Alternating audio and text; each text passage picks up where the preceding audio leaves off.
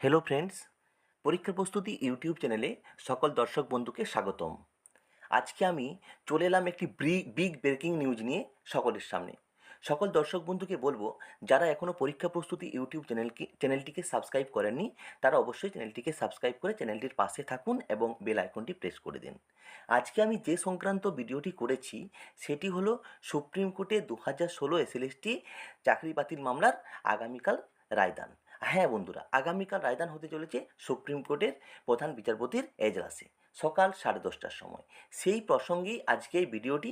দেখুন, দীর্ঘদিন ধরেই আমাদের কাছে একটি দেখার বিষয় ছিল যে কবে এই সুপ্রিম কোর্ট থেকে রায়দান আসতে চলেছে, কবে আসছে, এবং সেই দিনক্ষণ আগামীকাল 10:30টায় ঠিক হয়ে গেছে।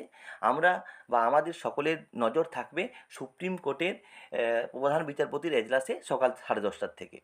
এখন দেখার বিষয় হলো যে কি হতে পারে জাজমেন্টে, বা বিচারপতি মহাশয়দ্বয় যারা দুজন আছেন তারা কি সিদ্ধান্ত নেন বা কি অর্ডার দিতে চলেছেন এই চাকরি বাতিল মামলা নিয়ে। সেটাই কিন্তু আমাদের কাছে বেশ একটা গুরুত্বপূর্ণ বিষয়। তবে আমি একটা যে খবর পেয়েছি সেই খবরটা আমি পড়ে শোনাই একটা অনলাইন পোর্টাল থেকে।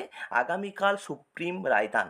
আগামীকাল বৃহস্পতিবার সকাল 10:30টায় সুপ্রিম কোর্টের প্রধান বিচারপতি সঞ্জীব খান্নার বেঞ্চে এসএসসিতে 26,000 চাকরি বাতিল মামলার রায়দান হবে। শীর্ষ আদালতের সামনে দুটি বিকল্প: এক, পুরো প্যানেল বাতিল করে দেওয়া; দুই, যোগ্য এবং অযোগ্যদের আলাদা করা। এখনও পর্যন্ত খবর অনুযায়ী চাল থেকে কাঁকর আলাদা করা সম্ভব হয়নি।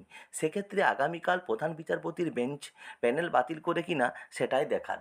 অর্থাৎ দুটো অবশ্যই রাস্তা, একটা হচ্ছে হয় পুরো প্যানেল বাতিল করে দেওয়া, নতুবা চাল থেকে কাঁকর আলাদা করে দেওয়া, অর্থাৎ যোগ্য অযোগ্যকে আলাদা করে দেওয়া।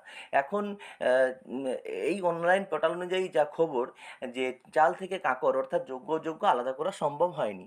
তাহলে বিচারপতিদ্বয় কী সিদ্ধান্ত নেয় বা কী সিদ্ধান্তে উপনীত হয় সেটা দেখার বিষয়।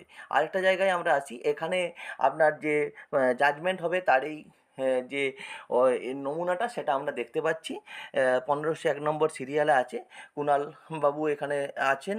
তারপরে the state of West Bengal versus Baishakhi Bhattacharya Chatterjee and others, এটা যে কেসের ইয়েটা ছিল সেটা কেসের যে স্ট্যাটাস, সেই স্ট্যাটাসটা আমরা কিন্তু দেখতে পাচ্ছি। তারপরে এবিপি আনন্দ থেকেও দিয়েছেন এসএসসি মামলা কালেই রায় দেবে সুপ্রিম কোর্ট। সকাল 10:30টায় সুপ্রিম কোর্টে এসএসসি মামলার রায়। অর্থাৎ দীর্ঘ প্রতীক্ষিত এই মামলা কালকেই যে সম্পূর্ণ হয়ে যাচ্ছে সে কথা বলাই যায়। কারণ এটার উপরে নির্ভর করছিল অনেকটা বিষয়। তার কারণ হচ্ছে নতুন নোটিফিকেশন